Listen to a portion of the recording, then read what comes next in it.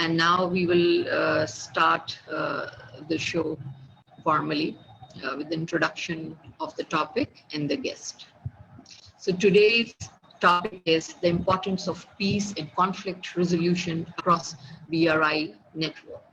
I just want to welcome all my respected guests here who just joined us, and a few of them will be joining. So we have Vice Admiral Arifullah Hosseini with us from Pakistan Navy. We have Hassan Daoud Bhatt. He is CEO KP Boyd and former project director CPEC. We will be having Farah Azim Shah, founder Global Peace International. Then we will be having Dr. Jahazeb Jamaldini, senator from Balochistan. We also invited Sardar Shaukat Popalzai, President, Balochistan Economic Forum.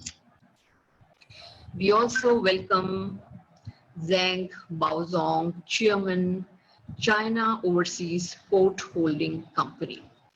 We also welcome Commodore Babar Bilal Haider, Director, National Institute of Maritime Affairs. Ralph Hornblower and Michael Daly will also join us from USA. I hope I have just introduced all the guests briefly, and will be giving their details later on when we start talking about the session. First, I just want you all to know that what is BRI, the Belt and Road Initiative. The Belt and Road Initiative is one of the biggest projects launched in the history of humankind. The initiative announced by President Jinping is all about connectivity and trade between nations, specifically among the neighboring states and in the region. Under BRI, infrastructure and connectivity is being improved between China and its neighboring states, as well as in the whole region. Connectivity will promote more interaction among states and promote understanding among various countries, create peace and harmony. Once peace and harmony prevails and connectivity is improved, trade will automatically enhance and vice versa. More trade means more economic activities, more jobs, and more opportunities. It will definitely bring prosperity and reduce poverty. In simple words, BRI is a message of peace, harmony, and prosperity. Now let's see what's happening right now. This initiative of BRI comes at a time when geopolitical tension is there. There's an open war in the Middle East for the past 4 decades, which is 2 million dead and 6 million people displaced, both internally and externally. The worst example is Syria, where killings and displacement of people still going on, and there are other unfortunate nations. Unfortunately, UN and international community seem to be helpless. Some countries have become so strong that they are taking decisions unilaterally while ignoring UN and international civic norms. As this whole peace summit is organized in Pakistan, so I just want to add a little bit about BRI and Pakistan. There are 6 economic corridors planned under BRI, each corridor with its specific importance. However, China-Pakistan Economic Corridor, which is commonly known as CPEC, is the flagship project. CPEC was signed 5 years ago in July, almost 7 years ago, in July 2013. Pakistani port city Gwadar will be developed and connected with Chinese border city of Kashgar in Xinjiang province. So there are more to go, and now I just want to invite my first guest speaker, that is Hassan Daoud Bhatt. I'm taking him as the first speaker because he has to leave quite early. Hassan Daoud Bhatt is the CEO of KP, Board of Investment and Trade, and ex-project director of CPEC. Over to you, Hassan Daud, and I want you to introduce yourself in detail. You have almost 10 minutes, and tell us about what's going on in the CPAC, and what do you think, how we can promote peace in the BRI region. Over to you. I would also like to my seniors and colleagues, Admal Hussaini, Chow Bo Chong. We worked together extensively for Gwadar. And the little introduction that I would just like to give is that I got the opportunity to lead CPEC soon after I came back from China, where I was attached for a diplomatic duty. And, I also got the opportunity to attend both the BRI forums, which were held in 2017 and 19. And during those forums, I saw Pakistan being projected as one of the pillars of BRI, pillar project for BRI.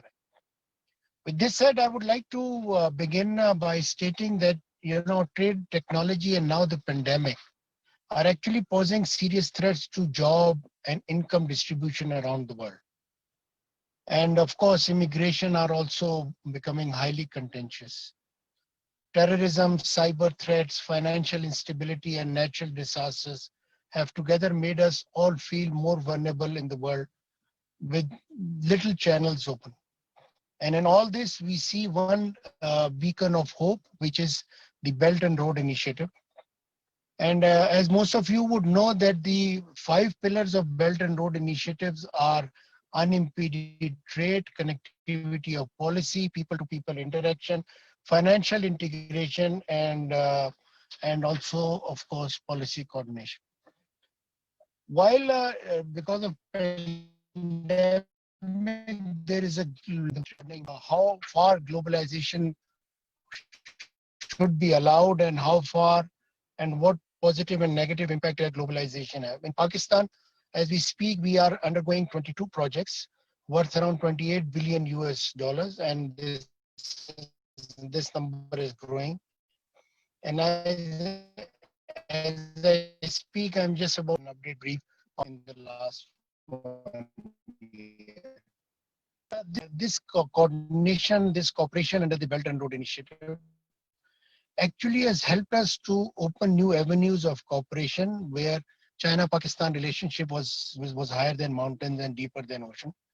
But through BRI, we have got the opportunity to increase our cooperation in healthcare, in education, in vocational training, in infrastructure development, in energy. And in 2013, when we were doing this overall review of the situation and economic growth in Pakistan, we realized that energy scarcity and of course poor infrastructure were the 2 bottlenecks. And immediately work plan was made. And as some of you might not know, the history of BRI and CPEC are similar. In 2013, CPEC was introduced in Pakistan, and in 2013, President Xi Jinping introduced Belt and Road Initiative while he was visiting Azerbaijan and Indonesia. Then in 2015, they gave the countries to actually join. And at the same time, we completed our monographic study, and that was actually approved in this 5th JCC meeting, which was held in Karachi. So both these initiatives were actually taken simultaneously, and the thrust and the scope was increasing day by day. When Prime Minister Imran Khan took over, from a game changer perspective, we entered into a new paradigm of one corridor, many doors. And in that, socioeconomic development, education, healthcare was also included. And most recently, science and technology and agriculture as joint working group have already been included. In this, we are not just working on improving our agriculture, and I can speak about each of the joint working group for ours, but I will just concentrate on the fact that, how would this actually bring in the wave and socioeconomic development that we all envisage. In the Eastern Corridor, we are connecting, Kashgar to Karachi and then to Gwadar. On the Western Corridor, a lot of work is completed. Only DI Khan Soap road is left, and this would be discussed in the forthcoming JCC end of this month. So with the Western corridor, what we are trying to get is the rural-urban synergy and creating a farm to market, connecting Gwadar, of course, Karachi with China, and from there it is going to be extended to Central Asian Republic, inshallah, through Afghanistan. The other great initiative which is going to be discussed and of course approved during the forthcoming JCC is the ML1 project. As some of you again would know that our average speed is about 65 kilometers per hour. And when ML1 projects will be completed in 8 years after its groundbreaking, our average passenger speed would be 120 kilometers per hour, and our cargo would be around 110 kilometers per hour. And this would change tourism, this would change movement of troops, this would change the way that we travel and of course do business. So there is significant change coming in the overall scheme of business revolution, and how this pace of. And she statement who said that we have the potential to become the number one economic power by 2025, and increase in terms of GDP to the number one spot by 2035, even if there is a military intervention. So their plans are clear. I think here in Pakistan, we have also articulated our plans well. It's just the matter of implementation, and so far it is going extremely well. It has a potential to increase our GDP from 2 to 3%. And in the next phase, Gwadar development, and I was lucky to be part of the team which worked on the Gwadar master plan. And Gwadar, I promise you, with the plan that we have articulated and the way that it's being implemented, will become the transportation and transshipment hub for Pakistan and the region. Already there are a lot of discussion happening in this JCC. We are also working on maritime sector as far as Karachi is concerned, and a new project is being introduced in terms of infrastructure connecting Port Qasim with the Karachi port. So a lot of work is done. I think one session will not be enough, but I at the end would like to say that we will cross this bridge as incrementally by touching each pebble in terms of river. But we have to remain concentrated, focused towards our approach and long-term goals that we have set for through CPEC and through BRI. I think there's a huge potential that Pakistan can leverage by becoming the first project which is in such a state of implementation, and actually using this to grow economically and connecting with Chinese supply chain and also R&D that is happening. We have worked on one consortium of business school with China, and right now we're working with HSC for having university alliance in terms of R&D. So I think with that happening, and by 2035, by 2030 actually, we should have a complete plan on ground, and this would transform Pakistan. Thank you so much. Vice Admiral Arifullah Hussaini. We have Arifullah Hussaini with us as a brilliant officer from Pakistan Navy. He got Hilal Imtiaz and Tamghe Basalat. He's a very diversified person working on so many things at a time. He's also the president of Nation Building Initiative. It's the vision.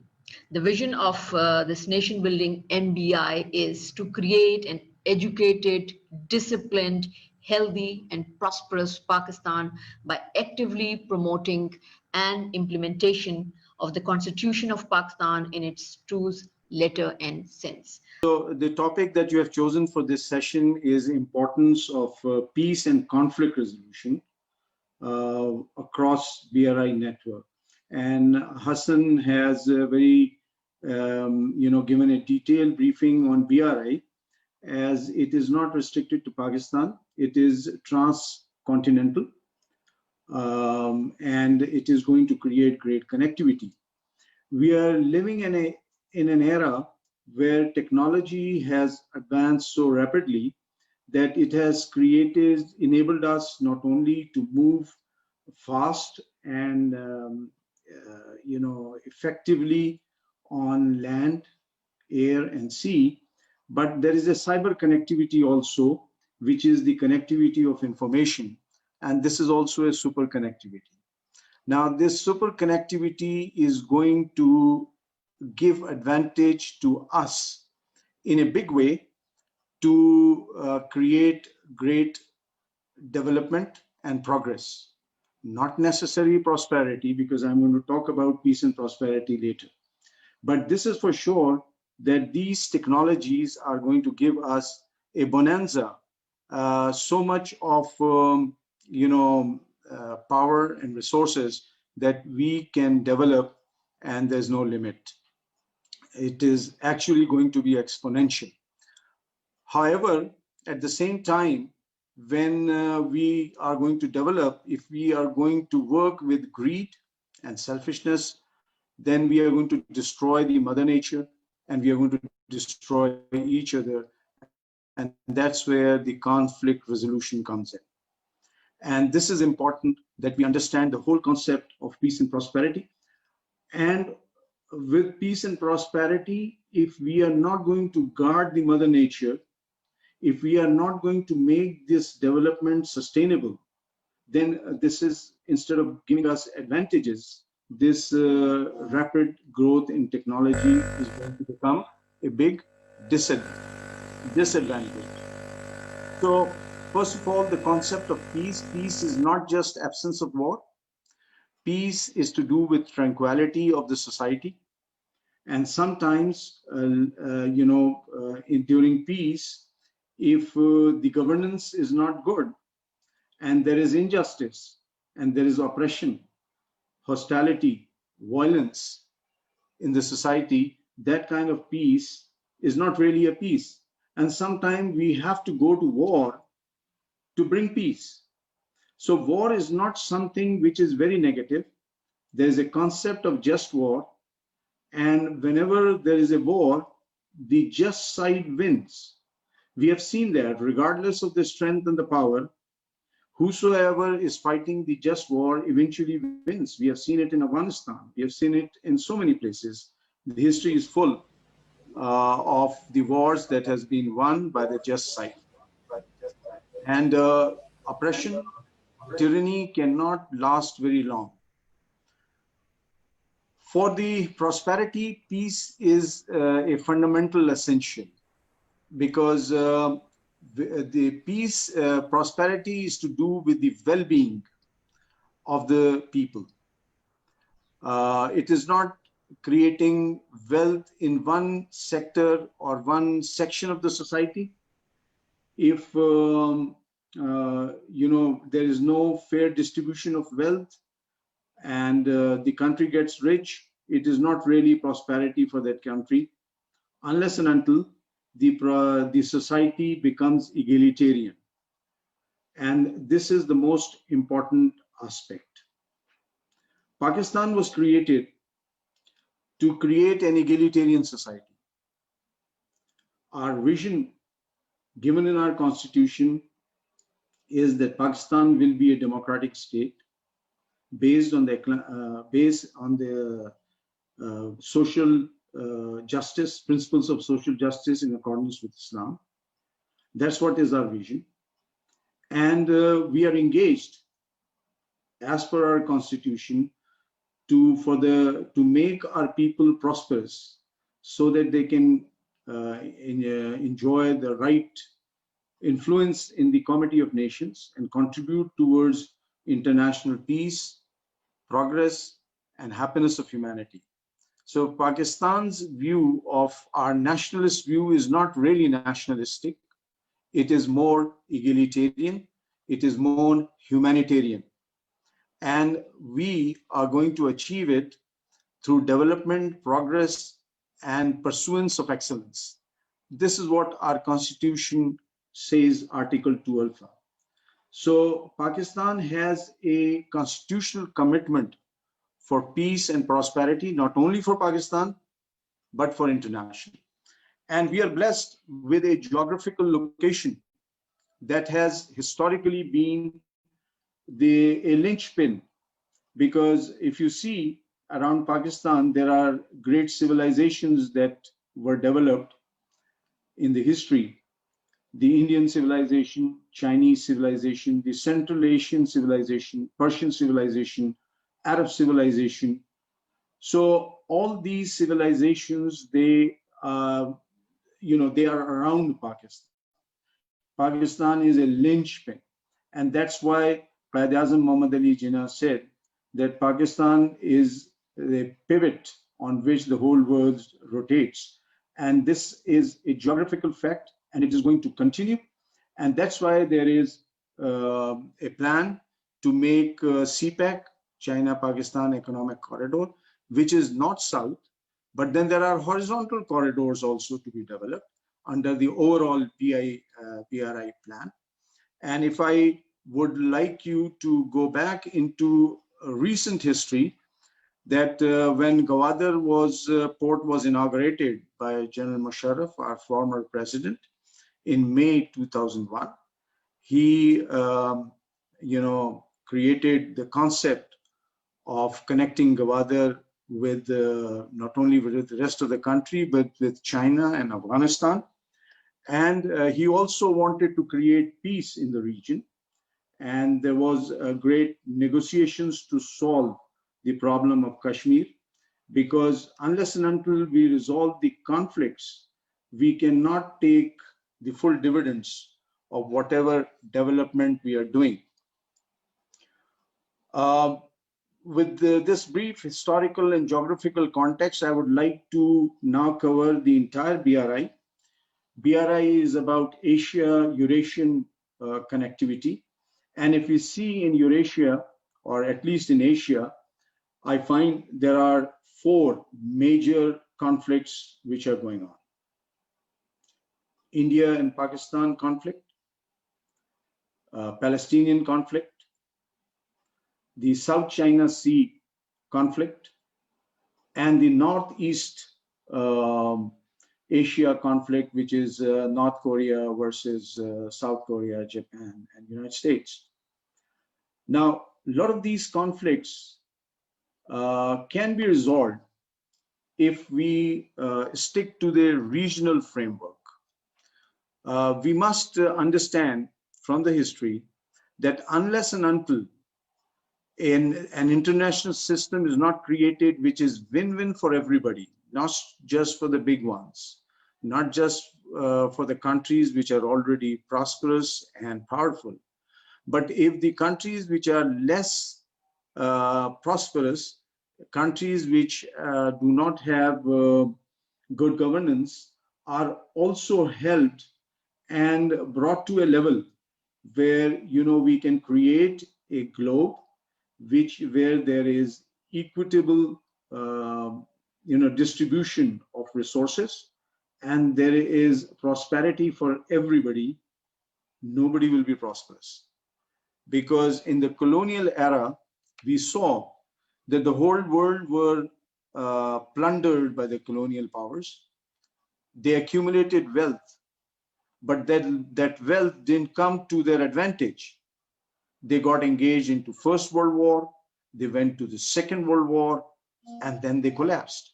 And then the new powers came in, who created the conflict of Cold War. And that too bring them any benefit. First, the Soviet Union lost in Afghanistan because they wanted to be adventurous, and the Soviet Union disappeared. Then United States became the sole superpower, and then it got engaged into a lot of wars to dominate the world. And this concept of global domination brought down the America to a level that you can see, and I don't have to say much about it.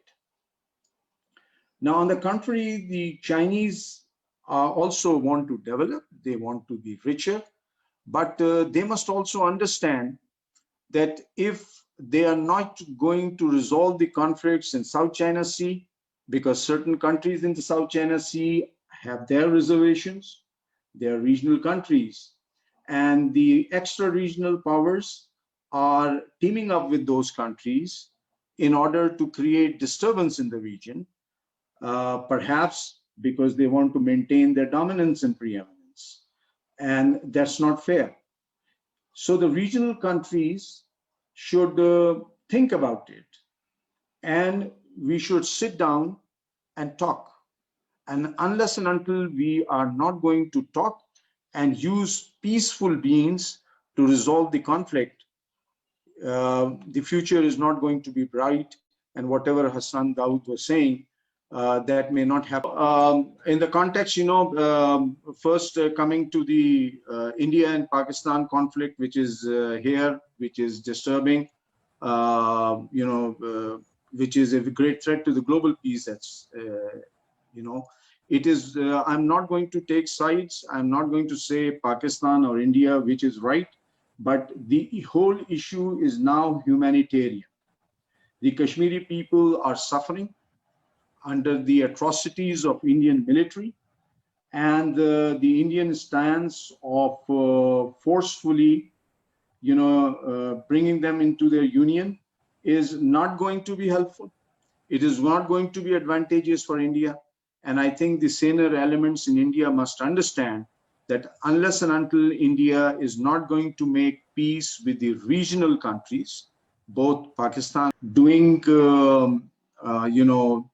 safeguarding the vested interest of foreign powers, that's not going to be on. That will not be advantageous for India. India must understand and must resolve the conflict of Kashmir if it wants to be prosperous and develop. And Indian constitution also mandates that. But Indian government has deviated from its constitution. I would not hesitate to say now the Indian people have to be liberated from the clutches of the Hindu extremists who have created a bloodbath in India, particularly in Kashmir. So unless and until this conflict is not resolved, we are not going to get full benefits of the efforts that we are making. Pakistan has a unique geography.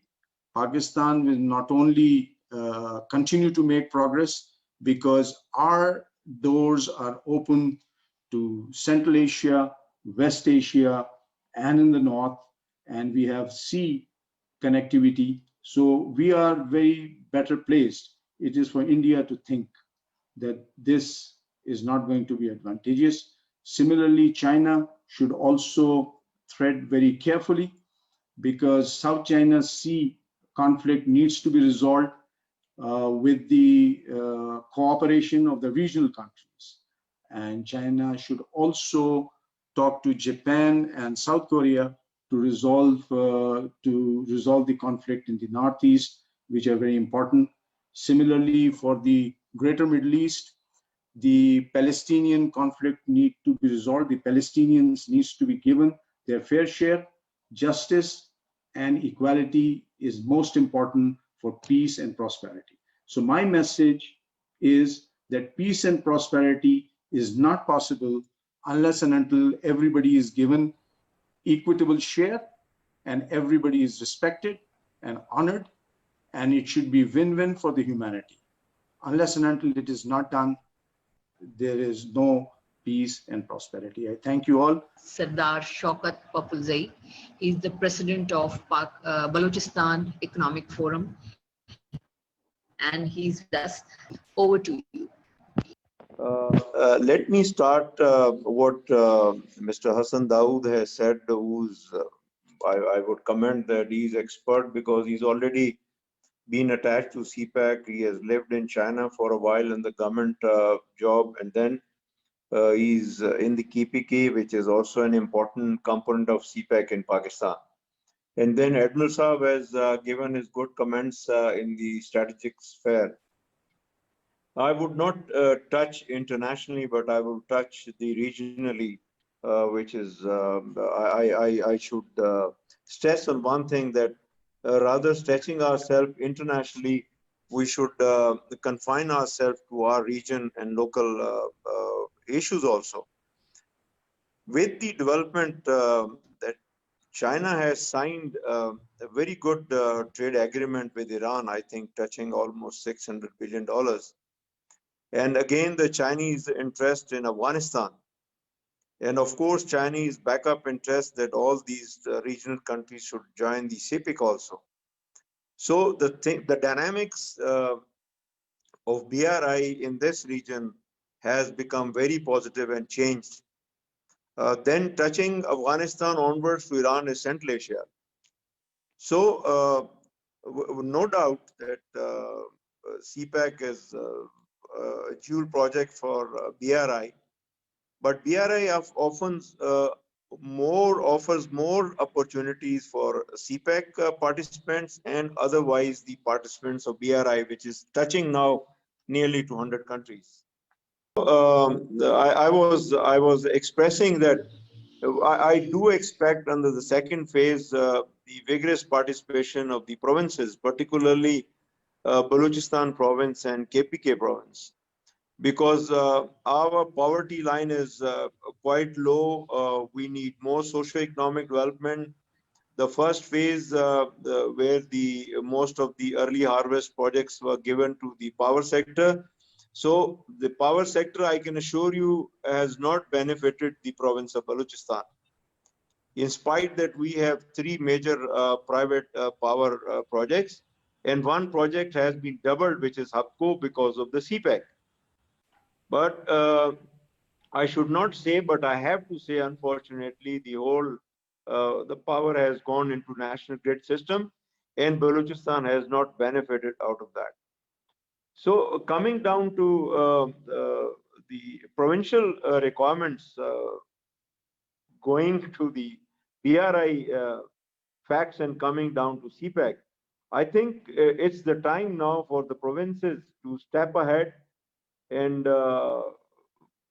put a press on the federal government that they should listen to them. They should listen to them politically. They should listen to them economically, whatever their requirements are. Because now, if we are coming on the micro level, socio-economic development, then the requirements of these provinces, which I mentioned, definitely no doubt about Punjab and Sindh also, but Balochistan and KPK has more requirement for the socio-economic development at the micro level.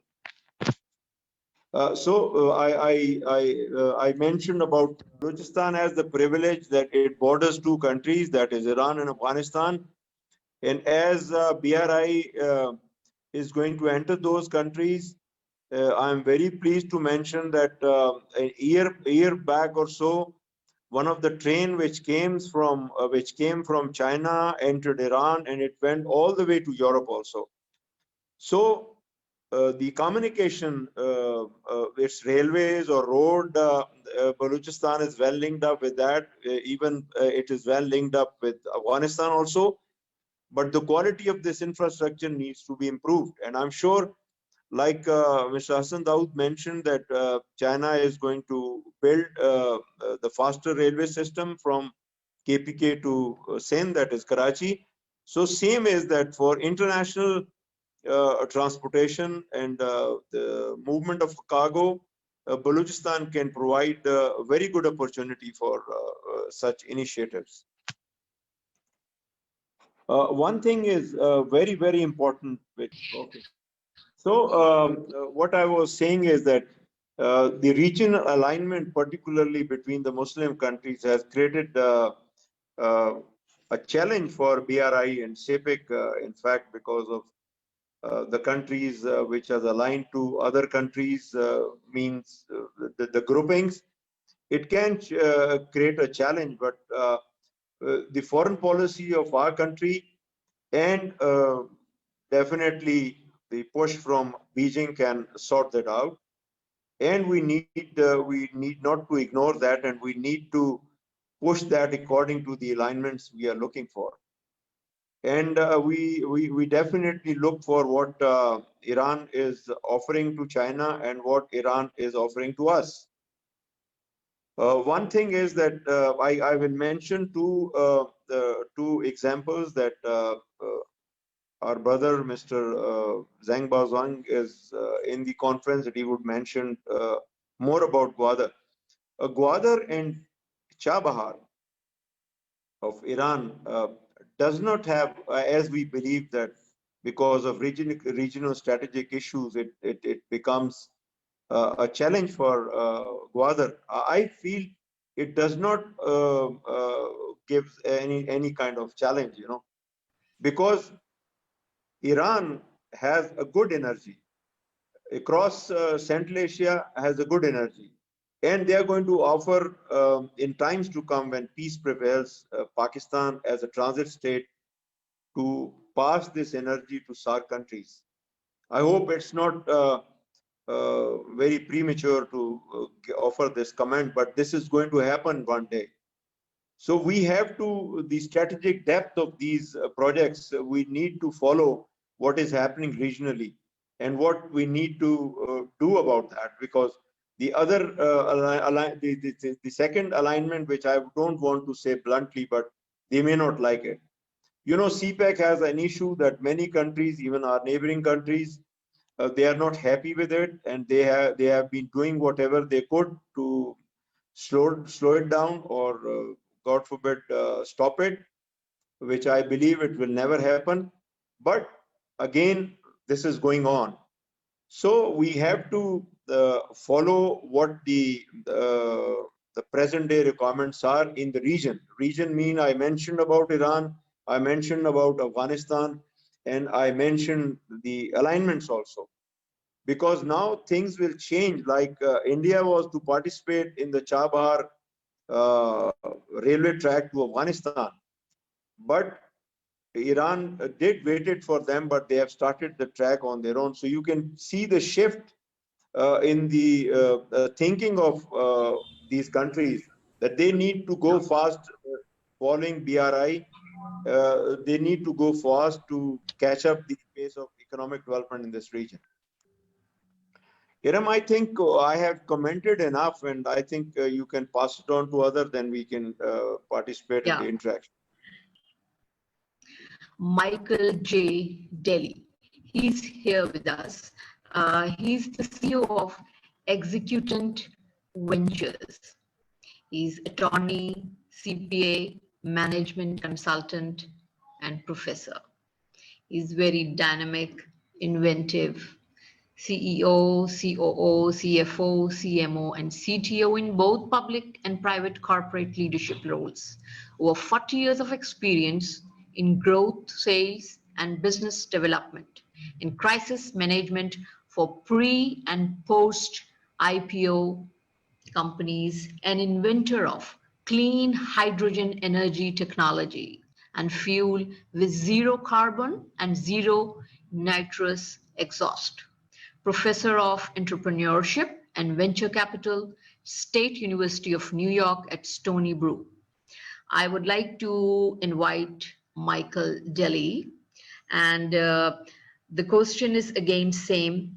How do you foresee this BRI, and how can you come up with your analysis that how America is looking towards this whole BRI project, and how you as an individual and you as an American want the peace in the region? What is your views? Over to you. Let me just bring some background into this. Where there's good peace, there's good trade. And so trade is probably one of the biggest pieces or components of the UN Millennial and Sustainable Initiatives. You have to have good peace, good trade, and no fear. To get an idea of the scope of the Belt Road Initiative, it encompasses 135 countries. And essentially, it touches upon 80% of the products that you touch every day in your life. So from things like paper cups, napkins, containers, glasses, whatever it is, you're touching 80% of the products in your country is coming from China. And so when you look at that, and then additionally look at that, the amount of money they're investing in this, $1 trillion plus, which is about 1/20th of the US economy. and they're slightly trailing the US in GDP, you recognize that it's a big powerhouse. Now, I've traveled in China to 80 cities. Originally, when I started going there, I was a little boy. I was 13 with my grandmother. Later on, I was doing business in China. And over the years, the biggest jump really was from 2004 on. And later on, I became chairman of global trade for an NGO at the UN that President Bush and additionally Charlie Rangel appointed me into. And our jobs was to look at the global trade in scope of the US and other countries. If you look at this, in that 135 countries, they have 35% of the market and they touch 2.6 billion people. All right, that scope is huge. I mean, there's no other empire or government that's ever done that, all the way back to the Roman Empire that's had that type of clout and that type of reach. So the issue there is, as China, and I'm a son-in-law in China, and I respect them very much. As a son-in-law of China, as an American citizen and a global citizen, we're looking at this and saying, you know, each country has to have its competitive edge, some form of competitive edge, so that it can have good trade with China, the US, and India. If you don't have that, then you're going to have a large conflict. So when I'm looking at this in terms of a business and teaching my students, I've taught over 4,500 of them. You have to figure out how are you going to make a good or a service that your trading partner will want. And the way I explain that to the kids is it's really simple. I mean, it's you have a product, the other person values it, and they're willing to exchange money for it or some other service for it, a barter or something. If you don't have that, then you're going to really become just a subsistence organization for them. In other words, they'll come in and really take over everything. I know a lot of my students, they come from Bangladesh, Pakistan, China, and some of the cities that in the early days of trade, well, they were making one product. You can't have an economy, one product. You have to have a diverse economy.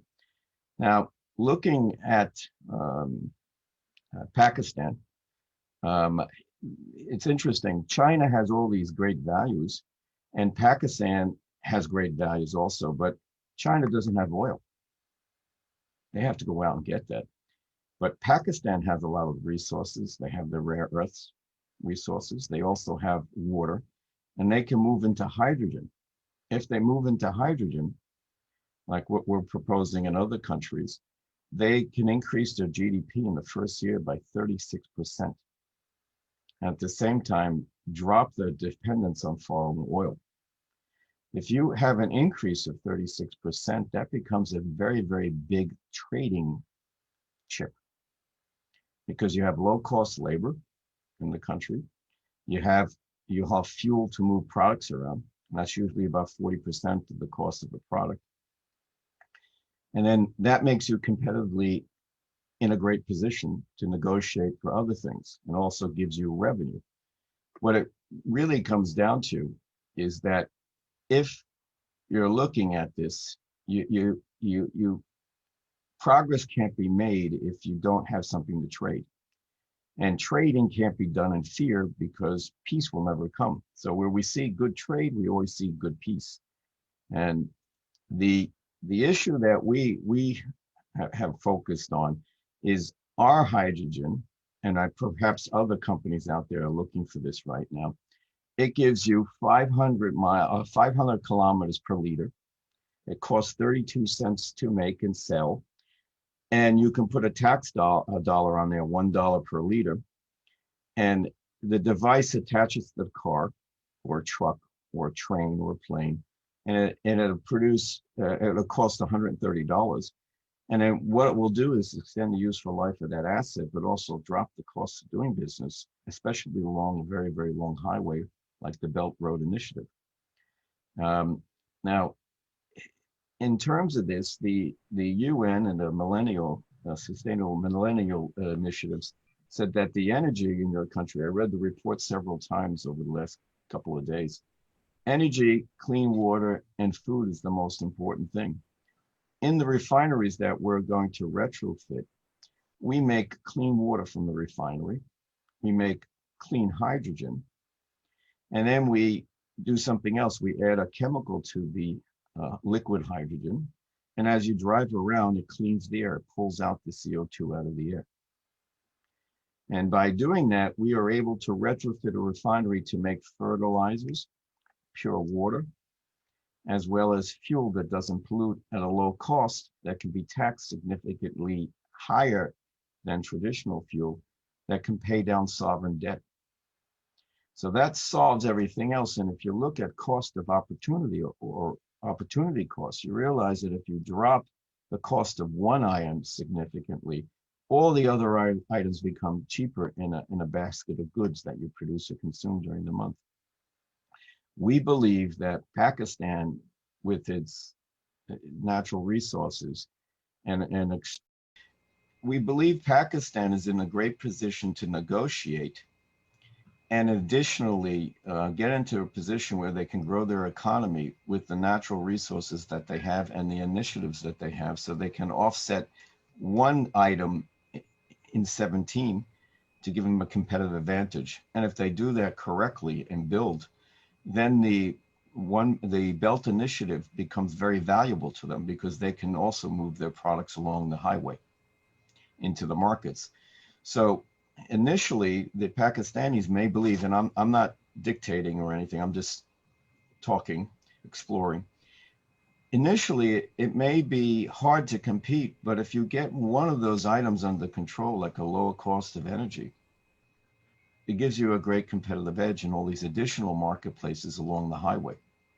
So we look at it as a great initiative as long as you can get in your control something to bargain with, something to sell, something to offer. And so, like I said in the beginning, I said that I teach my students that a market's really simple. You have something of value, the other person recognizes it, and they're willing to exchange for it. So if you can do that, then you can produce revenue and progress. And so looking at this, we think it's a great opportunity to participate. In terms of the United States, though, that was part of the question, if I recollect correctly. The U.S. is not a major player in this area.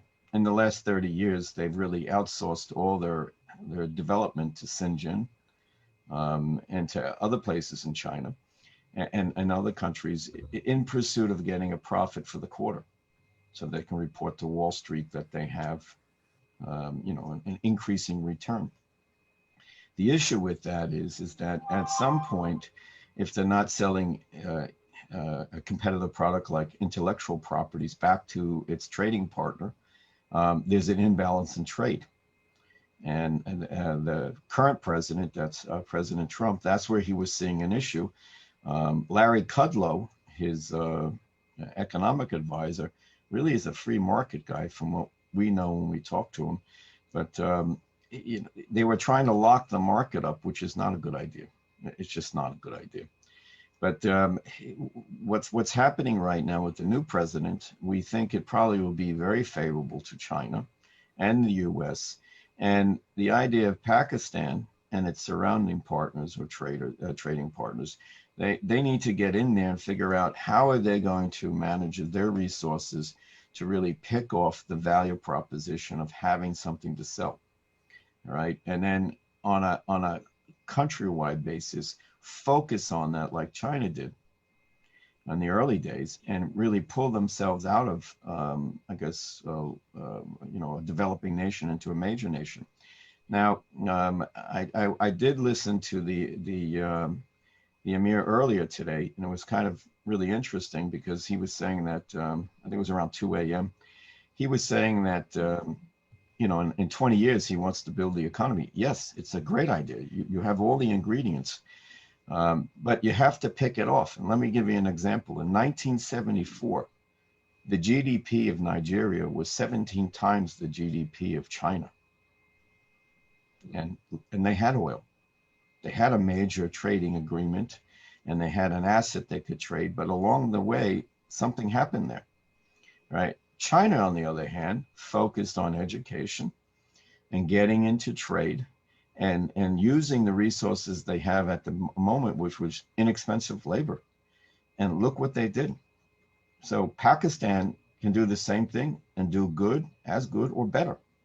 And I do hope that, that's the focus, and they have the fortitude and the initiative to do that.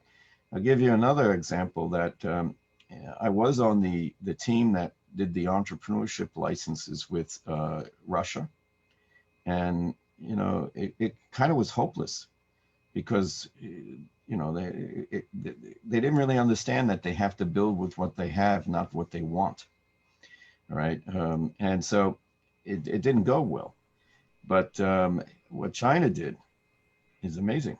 I mean, it's just truly amazing. I mean, in my home in Beijing, I went away to Shenzhen one time for 4 weeks. I came back home and there was a building up 13 stories.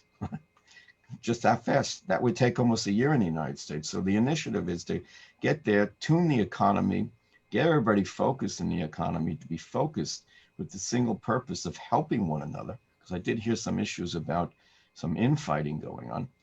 And then provide, I guess, the incentives so people will go school, all right, they'll innovate, and then they'll reinvest in the economy. And in 10 to 20 years, you could be a phenomenal powerhouse. I know Saudi Arabia, they want to be, the major IT center in the Middle East. And they've been doing everything in their powers.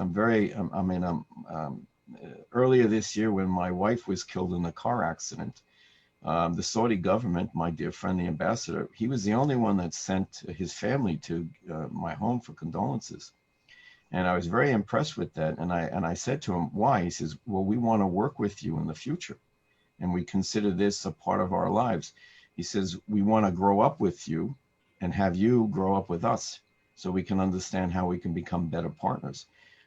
So I'll say one thing, and then I have lots to say, but Ray will tell you that normally in public I say very little, and in private I say a lot more, right, Ray? But as I say, inshallah, if I can help you in any way to do this, I mean, with the programs we have in 40 countries, what we're essentially doing is converting cars to hydrogen, and also homes, so you can have electricity, clean air, clean water at your home, and you don't have to worry about the transmission lines to the home because our power units go right into the home, and they give the home plenty of power, and they additionally cool the air or heat the air. And what we have is a COVID-19 spray that we put into the air, and then it will kill any of the germs in the home. But the great thing is, if you can have cheap power, which is on your list from the UN as one of the big issues to solve, then you can really substitute that for any other commodity and build an economy very rapidly, especially an IT economy. All right. And I think that's where you're going from what I can tell. I know Mr. Razak was very enthusiastic about us working with Pakistan. And you're in a great position geographically. The people there are wonderful, and we feel that the Belt Road Initiative is good as long as you get your competitive edge up, and you have a value proposition to really offer the trading partner, and then the trading partner works with you consistently to help you along, and build your economy as they build their economy. So if that's a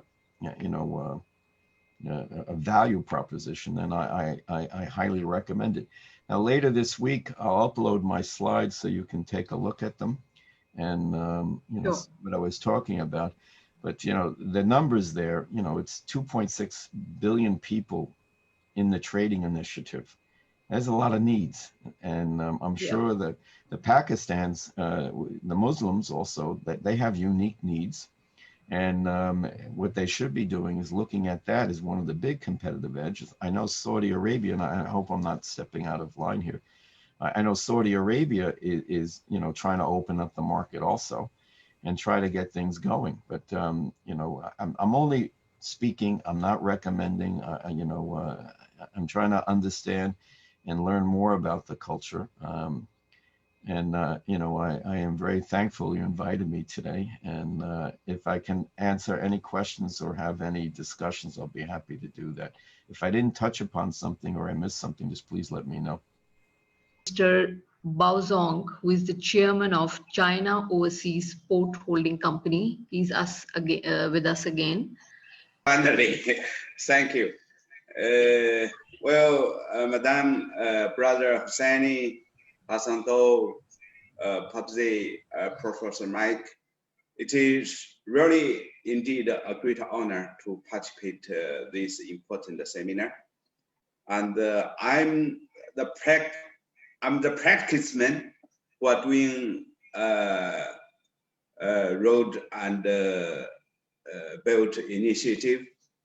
And so I would like to report to you what is our feeling. I'm the chairman of PWC, who are mainly focused on Gwadar port development. And I joined this company about 5 years ago. And my first impression, you know, I have been working in more than 50 countries, including majority of European countries, Africa, including United States, Canada. And when I get off of the plane, I found myself in the Mars. You know, in Gwadar, by that time, 5 years ago, there are no greens, no movement. It's only dust and hot weather. Even you cannot breathe.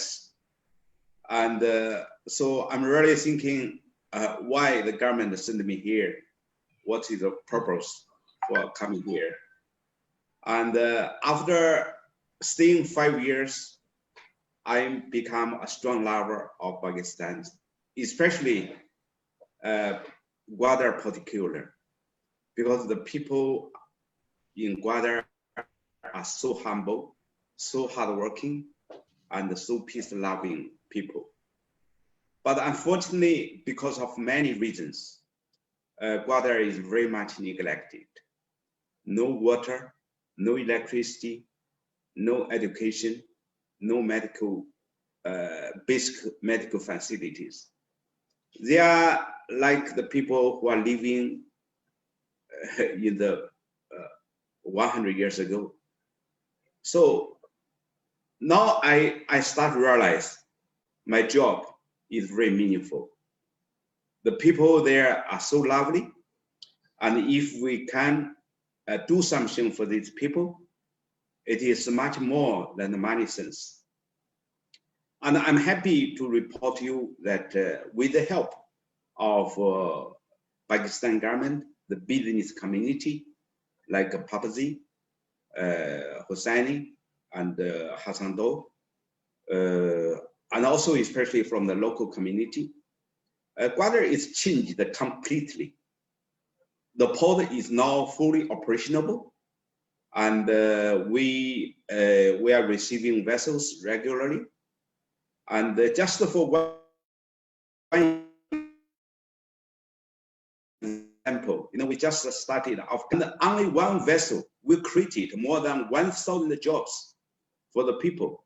A lot of drivers are employed, and a lot of laborers are needed for offloading, loading of the materials. And you know that if they have the job, then they will not think something else. And the Gwadar Free Zone, free zone development is much beyond the expectation of many people. And many investors are investing in Gwadar Free Zone. And some very advanced, like plant tissue laboratory, some good textile garment factory are already starting production. And a lot of people get employed. And furthermore, I wish to report to you that a lot of green have been done in Gwadar. Before, you didn't see a single green. 5 years ago, when I landed in the airport, I didn't see any green at all. There's no movement. The whole city is like a city is dying. No any business activity, no future.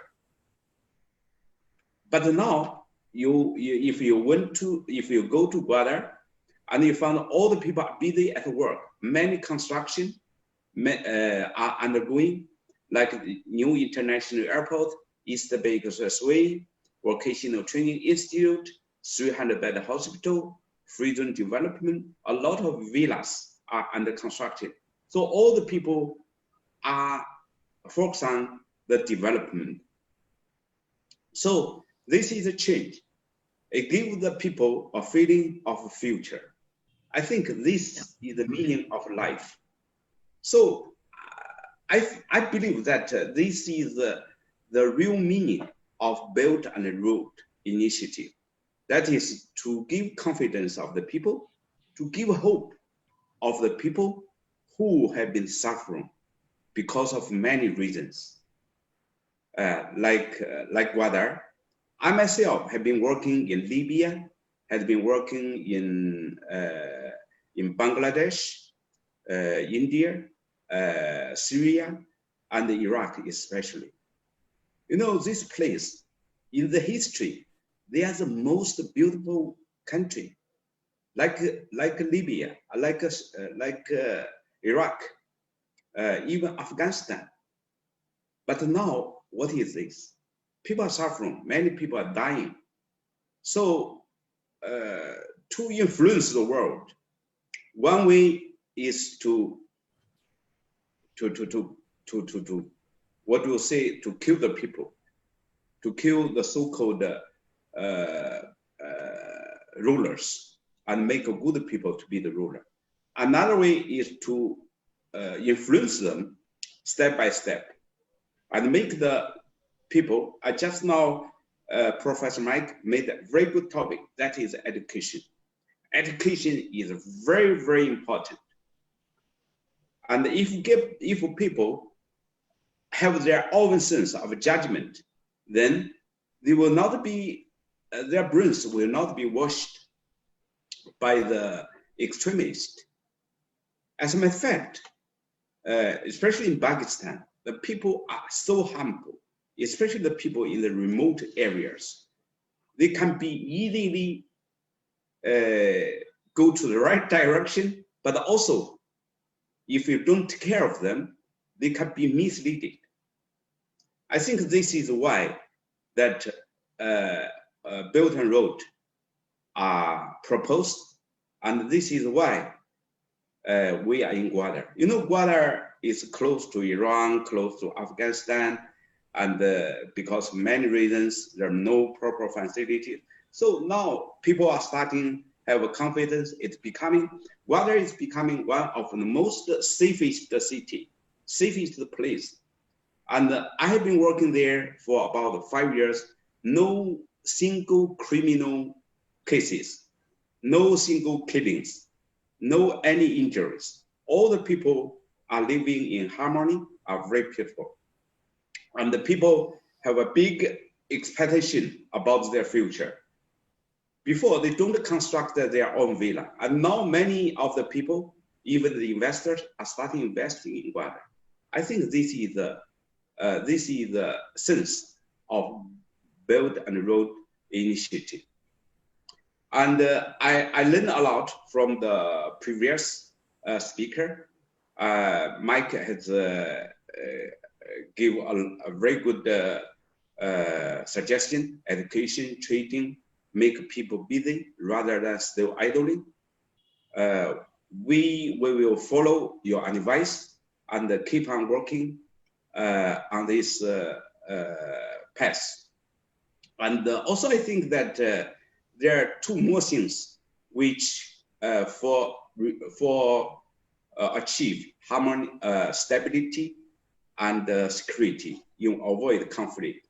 One is tolerance. You know that this world is a very colorful world. We have different religions. We have white people, we have yellow people, we have black people, and we have many religions, many backgrounds, many cultures. So different culture, different religions, and the different race of the people should tolerate each other. There's no standard in this world which can applicable everywhere. Maybe some rules in China, it is excellent, but it's not applicable in Pakistan. And some rules in in United States is very good. Maybe, but if you use the same in Pakistan or in China, maybe it's not applicable.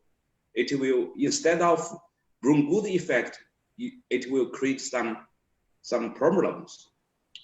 So what I'm trying to say, that different culture, different people, different religions should tolerate to each other, should understand each other. And then we can live happily together in harmony. This is one of, you know that in China, you see, as a matter of fact, some of us are Muslim, some of them are Christian, some of them are Buddha. But now, you know, in Guadar, we have more than 500 Chinese working in Guadar, and we have more than 50,000 Pakistanis working together with us. But we never had any problem in terms of religions, in terms of culture, in terms of the background, because we respect, they respect us, and we respect them. During the holy months, we give them holiday, and also the Chinese like singing, and they enjoy our singing, and we respect each other, and this is very important. And secondly, that is education is very, very critical. And now I myself is the honorable principal of one school. I'm the member of China Peace and Development Fund. I donated one school, 2 buildings already complete. Originally, there are only 150 students, and now we have more than 700 students. They receive very good education. And before, I worry whether after I spend about $1 million for the classroom, whether the students are willing to come. But now, the more and more students are receiving educations.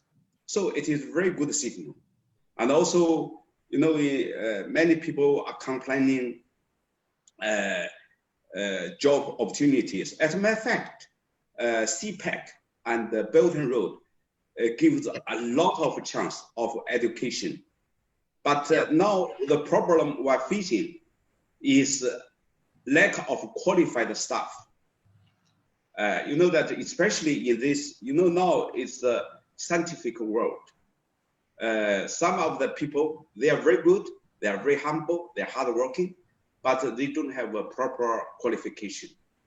That's why that the first school we constructed in Guadar is a vocational training institute, and offer them different kind of training, professional training. And then after training, they immediately get a job. And then the shift industry from China, from other countries, will get enough resources, human resources. Because of time I'm limited, I'm not a specialist in security, but I tell you from my own experience, and I'm very honored to be invited. And I wish to have the honor to invite all of you to go to Guadar, to see the change of Guadar, to contact the local people, what is their feeling about CPAC, about the BRI. Thank you very much. Dr. Jahazeb Jamaldini. Dr. Jahazeb Jamaldini is a respected politician and a member of Senate from Balochistan. He is Secretary General of Balochistan National Party. He is currently chairperson of Rules of Procedure and Privileges Committee. He's also member of different other standing committees like Business Advisory Committee, the performance of PIA, uh, Interior and Narcotics Control, Human Rights, Problem of Less Developed Areas, and the project of CPEC. Over to you, Sir Dr. Jahanzeb Jamaldini, for your comments. So, well, the CPEC and rest of the developments which are being proposed for Pakistan, no doubt, they are very nice. We do praise it. And we like such sort of developments throughout Pakistan and specifically for Balochistan. Basically, the conception might have been to develop the underprivileged and underdeveloped areas by such sort of a huge, consignment or investment. I do think China has started it first on primarily, they have started it in this context to develop their own, those particular areas which are comparatively less developed and like Sankhyak. And secondly, it should have been through Balochistan up to the Gwadar, because Gwadar is the main spot of it where in future it will become a cosmopolitan city. Airport, a big airport will be constructed over there. And big, I do think a port has been constructed, although there's a small port, but eventually it will be just expanded. Secondly, export processing zone will be established over there, and basically lot of industries collaterally will be developed in the adjacent of the Gwadar, and parallelly the power station of 300 megawatt electricity power station will be built also on the coast of Gwadar. No doubt they are good. But so far, as we know, basically one thing in which I have got my reservations, there should have been, the western routes should have been built comparatively more better and promptly, so that the underdeveloped area of the Balochistan should also been benefited of such big investment. But in the name of early harvest projects, first, secondly, a maximum sort of, investment has been done in Punjab. No doubt we are in favor of Punjab. Punjab is also a part of our country. But what the conception should have been to develop the underdeveloped areas and the underprivileged areas like Balochistan. Because Gwadar belongs to Balochistan, if Gwadar is developed so on its way to the western route, there should have been a proper sort of investment in that particular area. So the livelihood of the people should have been brought up. Secondly, there should have been a lot of opportunities for their future build-up and development, and industrial parks should have also been developed over there.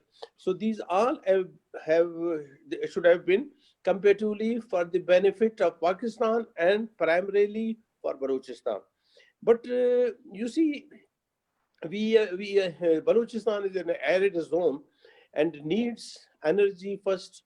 Then lot of other power stations should have been built over here. But you see, the wind powers, the centers and stations, and on the other hand, the solar power stations have been built in Punjab. It's good. It's a good sort of initiative, but parallelly, the 50% of it should have been built in Balochistan to develop the Balochistan and the other areas of the Balochistan which doesn't have the electricity and the gas provisions. So Yeah. on the other hand, we do conceive it in this way that basically development should be for the people and for the areas where you are going to just develop something.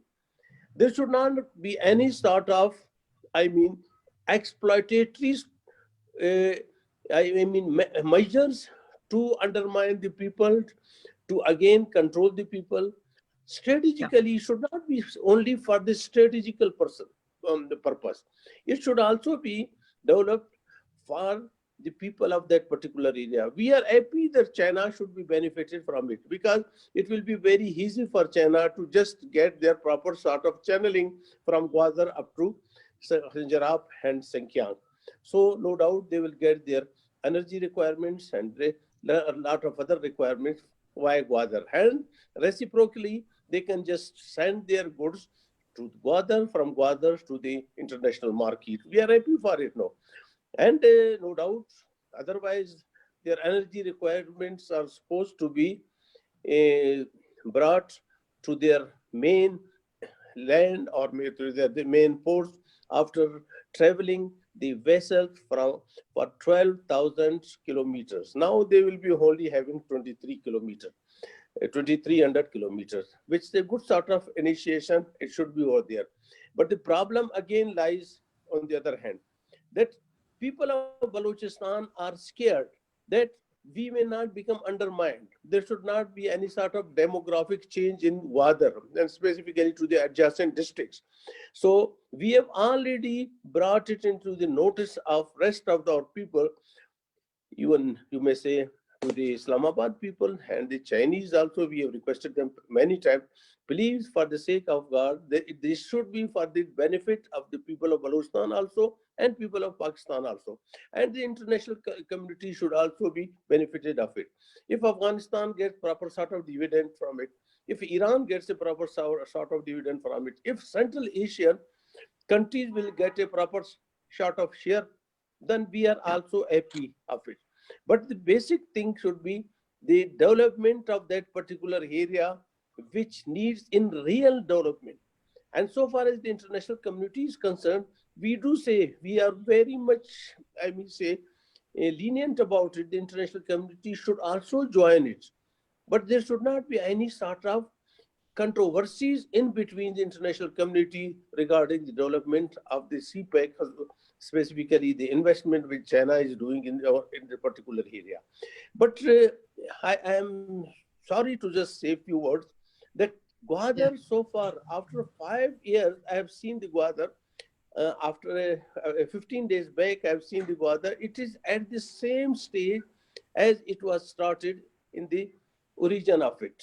So there is no literally any sort of development so far for the people, for the area, and for the rest of the districts of the country.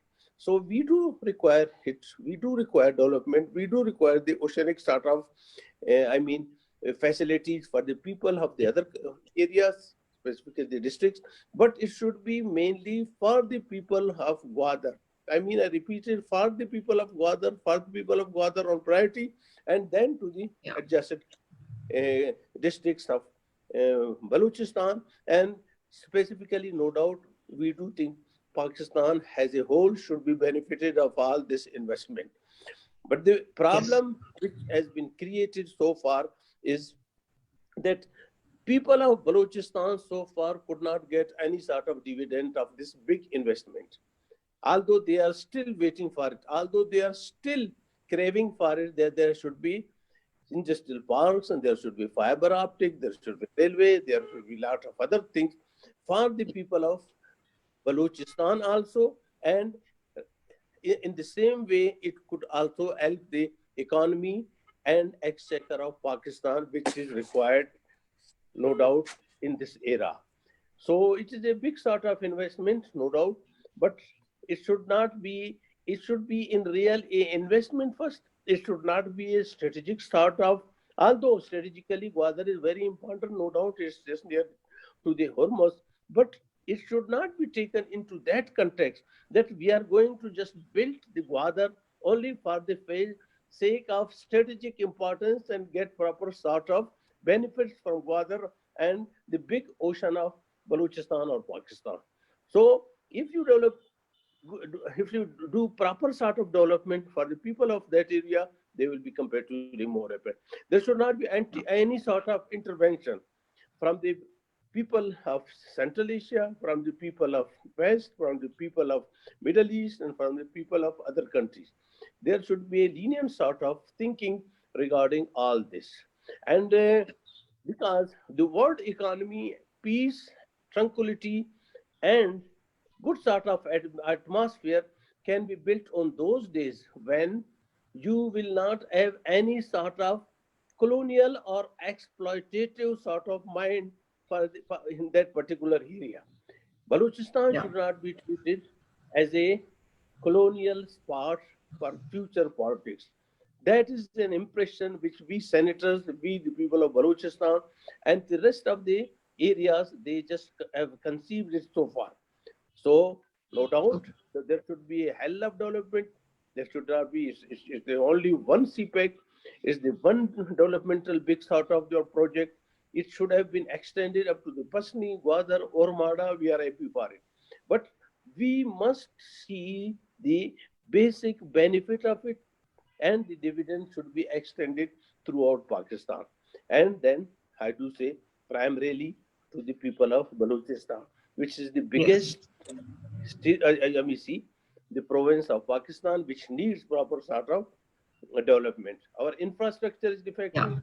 Our we don't have proper sort of health centers, education centers, university, and I persistently demanded, not for for ourselves, for the people of Pakistan, there should be skilled labor institutions, the biggest big skilled labor institutions in Gwadar and to the cage, Yeah. so that the people of Balochistan should get proper sort of education and training in that particular university or that institution, and they should also get a induction in the future developed Gwadar's projects, specifically whatsoever development you are going to just proceed in future. So these were the basic Yes. things which were required specifically in the context of Balochistan and Yeah. Pakistan. And so far as the international community is concerned, I do think they have their own requirements, they have their own politics, they have their own regional strategic importance. But we do need right now, the only thing is the development first, education second, health centers third, infrastructure development fourth, and industrial parks specifically from Gwadar up to Job. So it will benefit the people of that particular area. Otherwise, if you just go only to develop the other provinces which are already developed, their infrastructure is comparatively more better.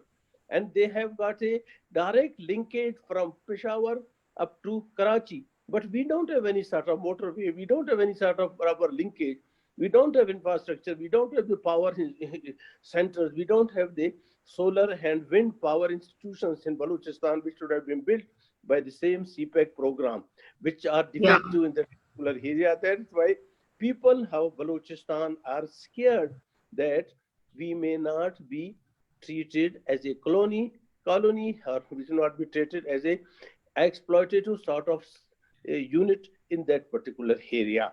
So these are the worries of people of Balochistan. Otherwise, we do extend full support to the CPEC projects. If somebody joins us from Middle East, we are happy. If somebody joins it from Iran, Afghanistan, or Central Asia, we do expect a full sort of, I mean, development in that particular area. These were few my reservations specifically Yes. for Thank you so your much. discussion. Yeah. And peace will only come after development. Peace will only come when we build the whole area comparatively more better. And you may see the development is required in that particular area where there has been no development. So if Yeah. China has made it for the people of Sankyang, so they might have been something in their mind that reciprocally and consistently and practically we should just make it for the underdeveloped areas, specifically of Balochistan, which has been neglected since long. So I think Thank they you. have a sort of motive and program in their mind. And if they Yeah. go for this conception, people of Balochistan will welcome it, and people of Pakistan will be happy for proper sort of Yes. development.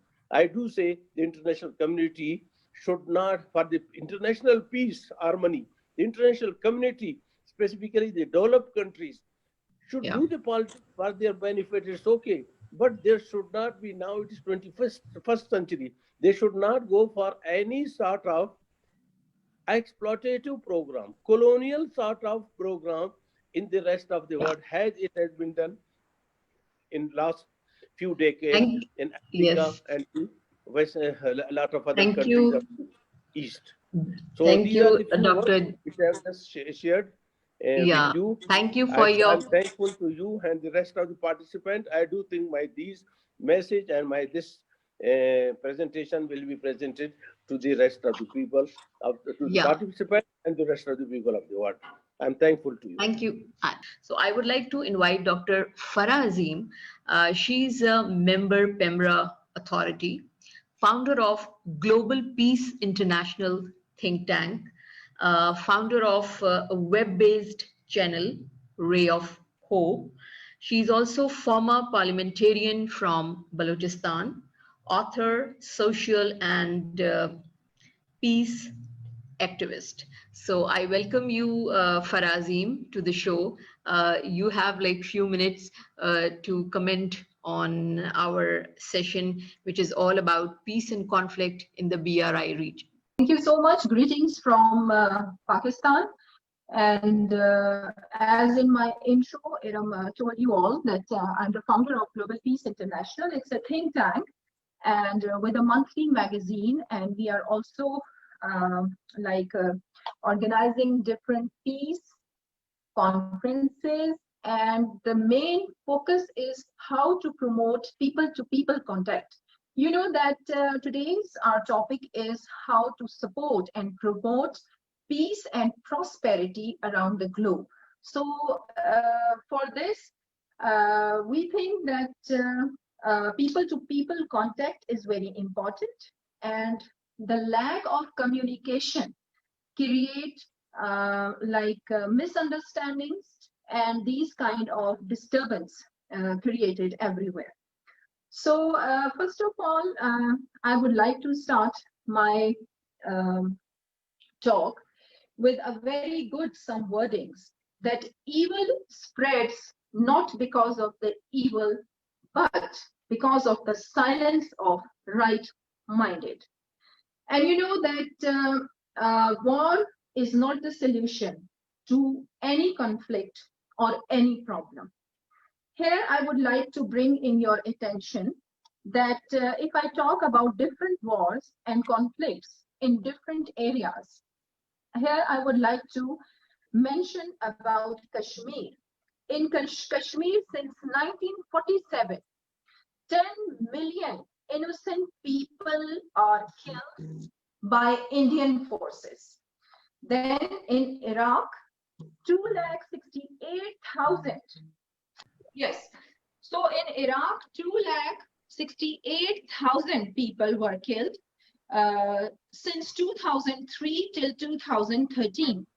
In Afghanistan, since 9/11, 183,535 people were killed, deaths reported. And you know that I believe that this is all only few groups and there's negative activities. Because if I ask a question from your era, and if I ask a question from any online, if I ask a question from Naseem Malik from Sweden, so no one will talk about war. No one, we don't like to fight. We love peace. We have to work that who are the powers, who are the groups involved in these negative activities. And now, you know that some suggestions I would like to give here, that we have to be stable morally and emotionally to make such decisions which will not damage the society. Then we have to be focused. Those who focused best are relatively immune to turbulence and can produce better results.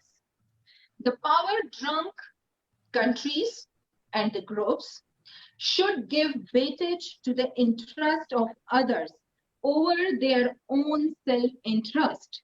This is how they can prevent havoc in the society. And in many platforms, I mentioned that United Nations is not playing its due role. because United Nations is working in two directions. Like they are working in social development and for political development. And United Nations is influenced by the countries funding it. So that's why United Nations is not playing its due role. There should be an organization with the local representation in every country. And the people should join this organization on an honorary basis for the political development. Here I would like to share with you that Global Peace International is also working in more than 10 countries. And we are running our offices, head office here in Pakistan, Islamabad. Our branch office is in UK. Now we are heading towards Geneva, Syria, and United States. You know, the gap between nations that must be resolved. And when we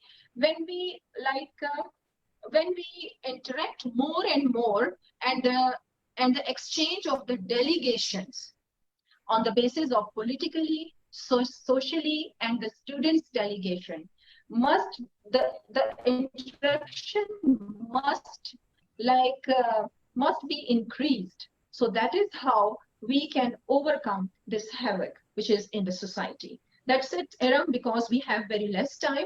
And here I would also like to,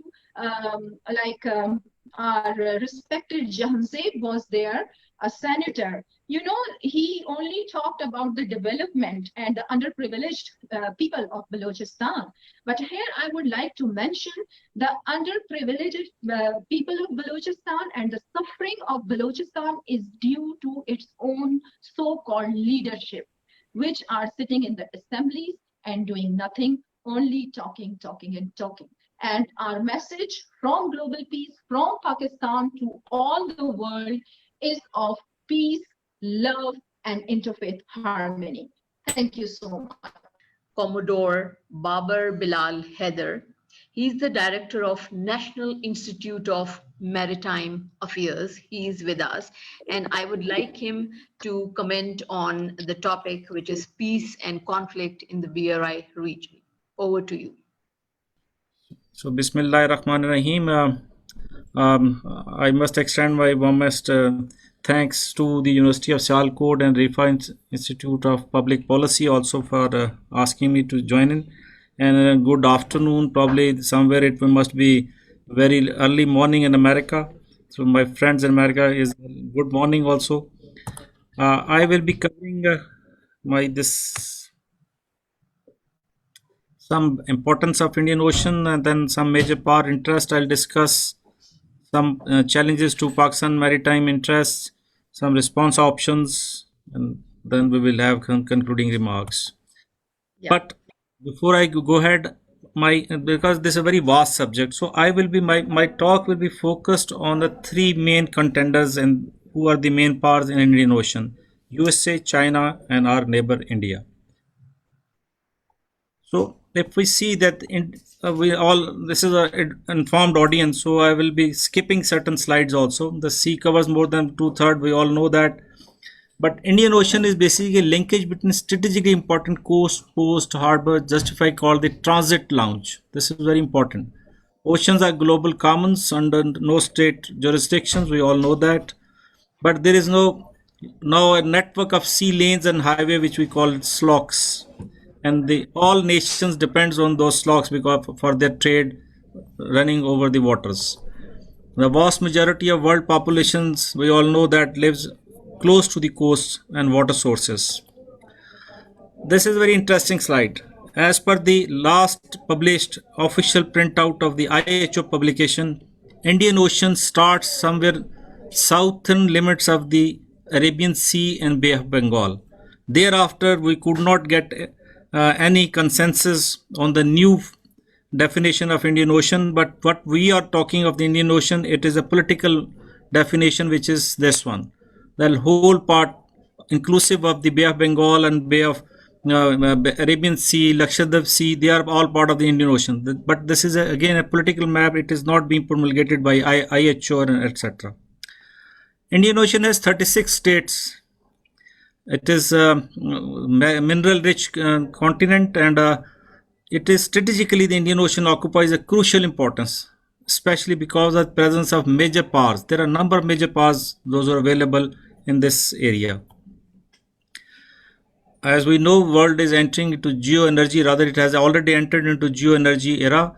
So the Gulf oil is the source of strength, as well as the basic platform, which we can call it, for the peace and tranquility in the Indian Ocean. Because until and unless this Gulf oil is debated or it is being challenged, then there is a chances of any problem in the Indian Ocean. Everybody needs that Gulf oil. So if anything happens, even the small iota of an issue comes up in the slocks of the energy slocks, then the issue will be felt at global level. Coming to the just importance, it is the third largest ocean. 20% of the ocean Earth sea surface covers about 73.56 million square miles, consists of 36 littoral states and some small islands also. 2.6 billion people lives around this area, and it is more than 80% of world oil transits through Indian Ocean. There are three main choke points: Hormuz, Bab el Mandab, and the Strait of Malacca. 40% oil passes through Strait of Hormuz, 8% of the world requirement is passing through Bab el Mandab, and 35% of the Strait of Malacca. These are the major stakeholders in Indian Ocean. I've told you, USA, China, India are the main contenders. Some regional players, some extra regional players, including some international institutions. They are all have some say in the affairs of the Indian Ocean. This is traditional security issues which we are talking of once we are talking of the peace and conflicts. So these are the issues of conflict which I listed down. Lot many global challenges to US global powers from China and allied countries, power struggle between USA, China, India, and Indian Ocean, presence of extra regional forces on permanent basis, Pakistan India relations, China India, the last long list: Iran Saudi conflict, US Iran, Middle East military conflicts, economically military weak states in Africa and Asia, non traditional security challenges, spilling out of South China Sea issue into Indian Ocean, politics of control of choke points is also there, Somalia and Yemen conflicts. And these are the non issues which is basically issues concerning with the people of this area: poverty, terrorism, poor governance, piracy, again the long list.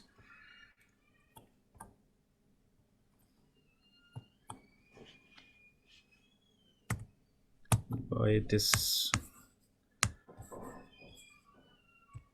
just hold on the way. Yes, there's a turmoil in Asia now. Indo-Pacific strategy: US transiting from transatlantic orientation to the trans-Pacific orientation aims at countering China's move in South China Sea. CPEC BRI is an alternative to slogs for China now. US is believed to create trouble for both Iran and China in our neighborhood. That is basically on the two extremities of the CPEC also. US is also blamed for fomenting trouble in Indian Ocean, Indian occupied Kashmir, although matter of speculation, but can feed substantial material to conspiracy theorists also. This slide indicates the presence of US, India, and China in Indian Ocean. Look at this. India is also spread all around the Indian Ocean. There are a number of American bases or setups and allied. Likewise, China is also now available in Djibouti in the proper naval base. This slides indicate the US bases in the Persian Gulf. US is present in almost in all countries of the Persian Gulf. Again, the comparison of the three major countries: Indian, Chinese, and US military in Indian Ocean. And these are all permanent setups. Some were ports, some were military bases, some were listening posts, some were radio stations, and some were air bases also. Djibouti is another strategic place which we can call it in Indian Ocean. About 8 countries are now eyeing for a permanent basis in Djibouti. And the ninth and 10th country, maybe they are very next to the Djibouti in Eritrea. Israel is also there over. So number of countries are present in Indian Ocean. All their presence creates trouble for each other. Geostrategic maritime challenges, major players USA, China, and India. Countries having resources and will to be for center stage in maritime arena. China and India seeking to gain strategic advantage over each other.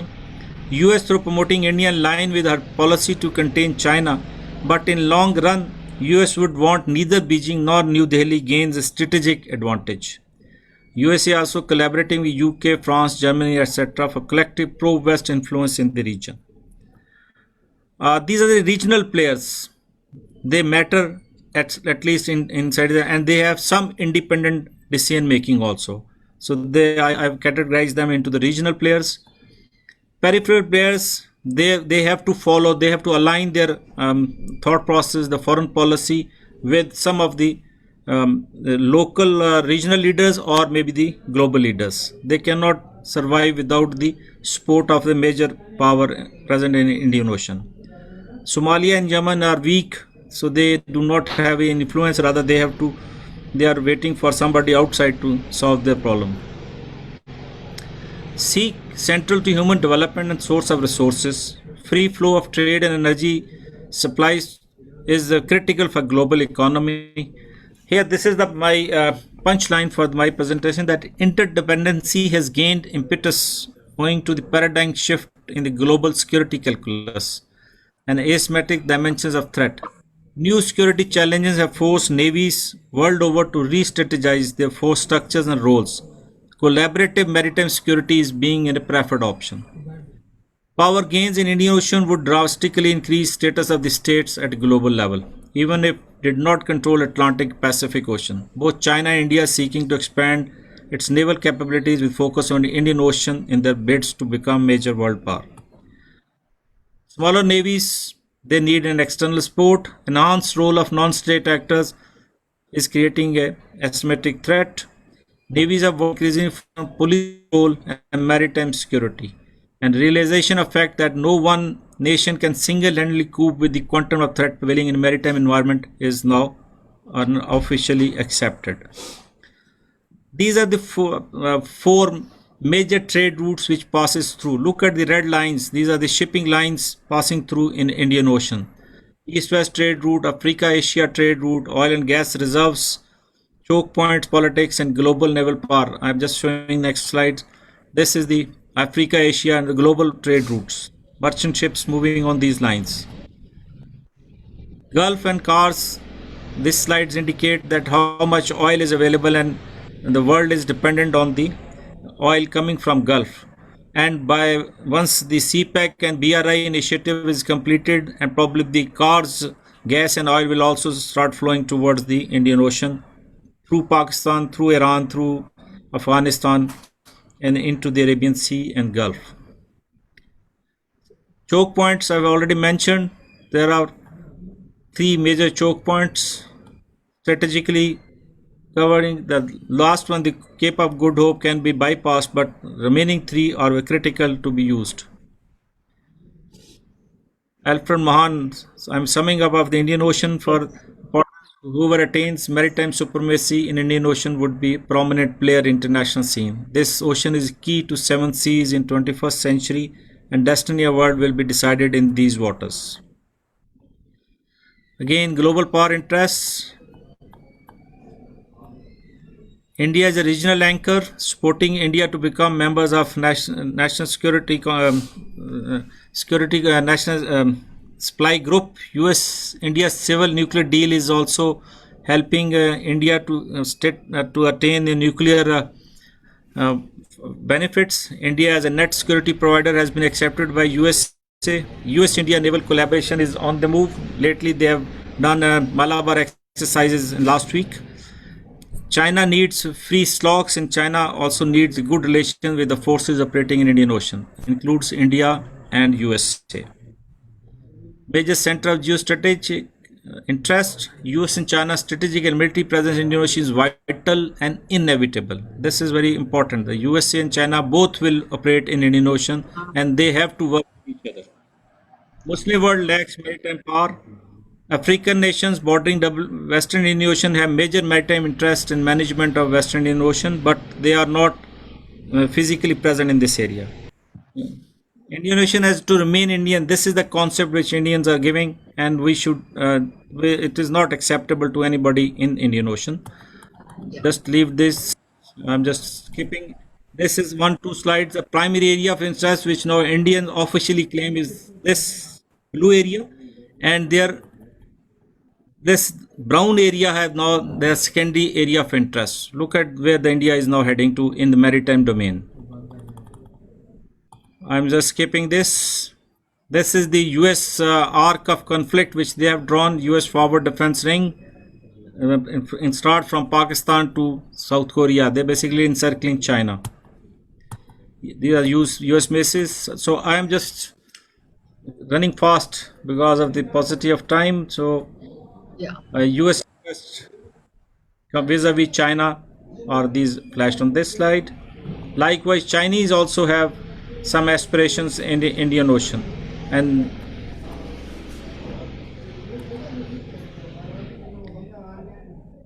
again, Indian naval edge in Indian Ocean with support of US and Light is challenging for Chinese maritime security interest in Indian Ocean. ASEAN countries also have interest, and they are probably now aligned with the US interest because of the South China Sea issues. Probably China needs to look into this aspect also. Implication for Pakistan. Relations with major powers. Pakistan needs to balance the relation between US and China. Pakistan cannot leave USA nor can go one way towards China.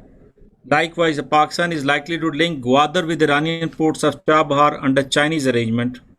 This may be against the US interest, but this is coming. There is no way somebody can stop it. And the earlier the world understands that this is a commercial activity which is happening at Gwadar, and there is a compulsion for the Iranians also to join this, because China will be heading about 400 million tons of cargo in Gwadar, for which we need, I think, 35 to 50 berths to handle such cargo. Thank you very much for Yes, patient listening. yes.